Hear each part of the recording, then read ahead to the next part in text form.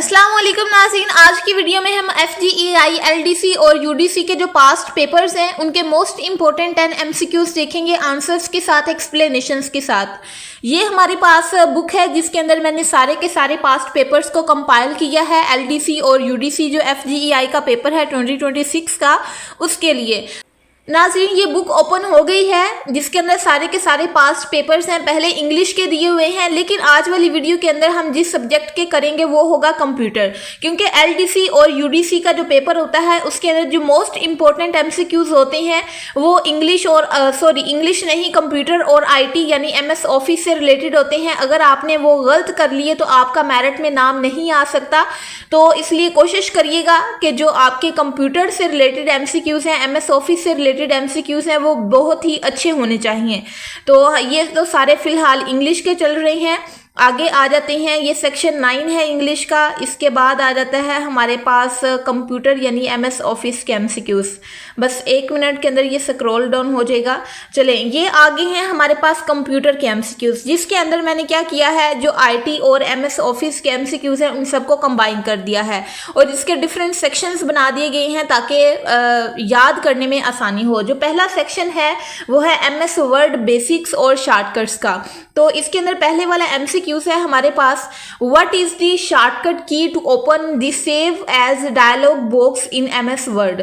तो इसका जो आंसर है हमारे पास वो है ऑप्शन बी, यानी F12 आप की इस्तेमाल करते हैं इसके लिए, और ये इसकी एक्सप्लेनेशन है। यानी इसका एक फ़ायदा ये है कि साथ साथ एक्सप्लेनेशंस भी लिखी हुई हैं, आपको किसी भी टीचर की ज़रूरत नहीं पड़ेगी। आप एक्सप्लेनेशन को पढ़ेंगे तो आपको फ़ौरन से समझ आ जाएगा। F12 directly opens the save as dialog box, whereas Ctrl+S just save the current document। यानी एक MCQs है, इसकी एक्सप्लेनेशन के अंदर ये सेकंड वाला MCQs भी हो गया, यानी एक्स्ट्रा इन्फॉर्मेशन आपको दी गई है। तो ये बहुत ही इंपॉर्टेंट MCQs हैं। इसके बाद नेक्स्ट 2 वाला MCQs है, विच शॉर्टकट की इज यूज टू एंटर या फिर centre align text in the MS word. यानी MS वर्ड के अंदर आपने कोई टेक्स्ट लिखा है, यानी ये यहाँ से लेके यहाँ तक पेज है, तो टेक्स्ट यहाँ से स्टार्ट होता है ना, लेकिन वो कहते हैं जब आपने इसी टेक्स्ट को यहाँ सेंटर में करना है तो आप कौन सी की शॉर्टकट की इस्तेमाल करेंगे। फॉर एग्जांपल मैं यहाँ पे ये देखें, computer IT and MS word, ये जो मैंने इसको लिखा है ये बिल्कुल सेंटर में लिखा है। जब मैंने इसको वैसे लिखा था तो ये बिल्कुल यहाँ पे आ रहा था, फिर मैंने इसको सेंटर में कर दिया था। तो इसको सेंटर में करने के लिए जो की इस्तेमाल होती है वो हमारे पास है Ctrl+E। ये इसका सेकंड वाला ऑप्शन करेक्ट है, Ctrl+E, और ये इसकी एक्सप्लेनेशन है, इसको आप पढ़ लीजिएगा। इसके बाद 203 MCQs है, the default file extension for an MS word 2016 document is. तो इसका करेक्ट ऑप्शन है डॉक्स, यानी जो डॉक्यूमेंट की शॉर्ट फॉर्म है DOCX, ये हम इस्तेमाल करते हैं। और ये इसकी एक्सप्लेनेशन है, since office 2007 the default extension include an X यानी XML बेस्ड। इसके बाद 204 MCQs है, what is the function of Ctrl+Z in MS word. ये MCQs की स्टेटमेंट है, यानी जो Ctrl+Z होता है उसका क्या काम होता है MS वर्ड के अंदर। तो इसका हमारे पास करेक्ट ऑप्शन है अनडू। ये अनडू करने के लिए इस्तेमाल होता है, और Ctrl+Z है ये रिवर्स करने के लिए लास्ट एक्शन को इस्तेमाल होता है। अब इसको थोड़ा सा मैं एक्सप्लेन कर देती हूँ आपको, यानी ये मैं काम कर रही हूँ ना, तो ये जब मैंने एक स्टेप पीछे जाना है और एक स्टेप आगे जाना है तो उसके लिए ये अनडू और रीडू का हम वर्ड इस्तेमाल करते हैं, और हम Ctrl+Z इस्तेमाल करते हैं रिवर्स यानी बैक एक स्टेप जाने के लिए, और आगे जाने के लिए हम Ctrl+X का इस्तेमाल करते हैं।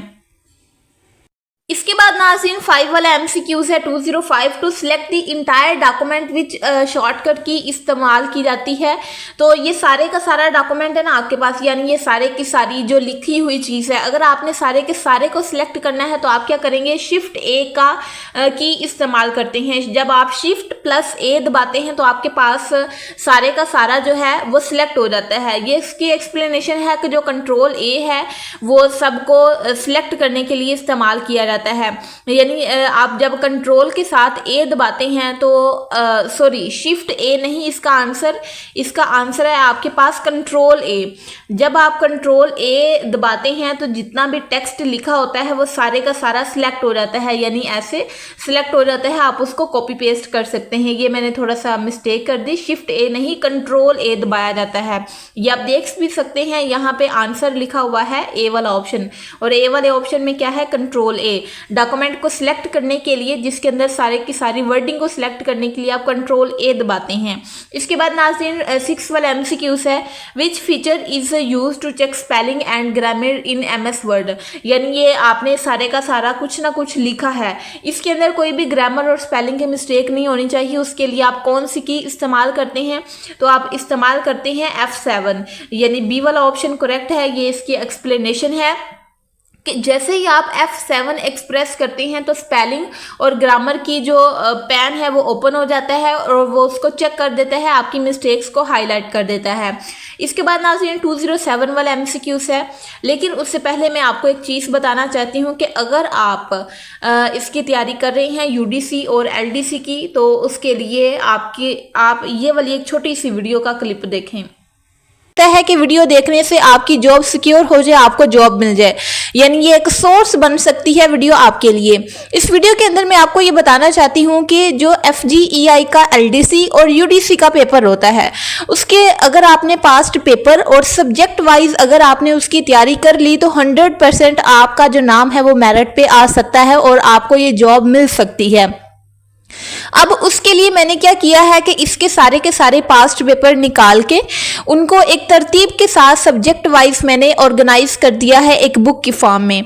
यानी एक मैंने बुक बनाई है जिसके अंदर LDC और UDC इसका जो सिलेबस है उसके अकॉर्डिंग पेपर्स जो हैं उनको ऑर्गेनाइज किया है, और सिर्फ ऑर्गेनाइज नहीं किया, इसका एक सबसे बड़ा बेनिफिट ये है कि आपको किसी टीचर की ज़रूरत नहीं पड़ेगी इस बुक को पढ़ने के लिए। वो क्यों ज़रूरत नहीं पड़ेगी, क्योंकि इस बुक के अंदर मैंने जो MCQs बनाए हैं, यानी पहले एक MCQs है, फिर उसके बाद उसके ऑप्शंस हैं, फिर उसका आंसर है। लेकिन आंसर के बाद जो चीज़ बहुत इंपॉर्टेंट मैंने लिखी है वो है इसकी एक्सप्लेनेशन। हर एक MCQs की एक्सप्लेनेशन है और हर एक चीज़ की एक्सप्लेनेशन अंदर मौजूद है।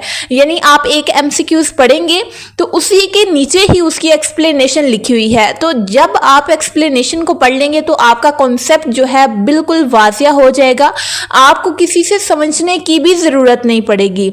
लाइक LDC और UDC इसका जो पेपर है इसके अंदर 6-7 सब्जेक्ट होते हैं। पहले वाला जो पोर्शन होता है उसमें इंग्लिश के MCQs होते हैं, फिर पाकिस्तान स्टडीज़ के MCQs होते हैं, फिर जनरल नॉलेज करंट अफेयर्स के MCQs होते हैं, इस्लामियात के MCQs होते हैं, मैथमेटिक्स और IQ के MCQs होते हैं, और सबसे इम्पोर्टेंट कंप्यूटर और IT यानी MS ऑफिस से रिलेटेड MCQs होती हैं। और मैंने इस बुक के अंदर क्या किया है, सबसे पहले इंग्लिश का पोर्शन स्टार्ट किया है, उसके पास्ट पेपर के अंदर जो MCQs नाज़रीन 7 वाला MCQs है, what does control B do in the selected text.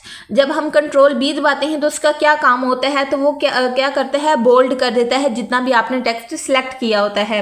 इसके बाद 8 वाला MCQs है, विद शॉर्टकट की क्रिएट्स ए हैंगिंग आइडेंट। तो इसके लिए हम इस्तेमाल करते हैं कंट्रोल T।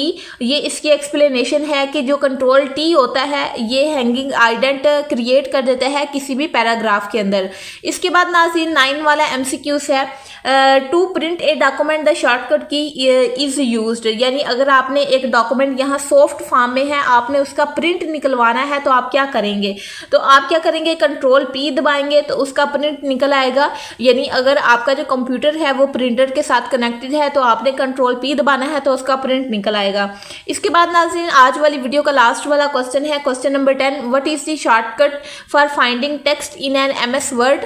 तो इसके लिए हम क्या इस्तेमाल करते हैं, हम कंट्रोल F इस्तेमाल करते हैं तो ये हमारा आंसर आ जाता है।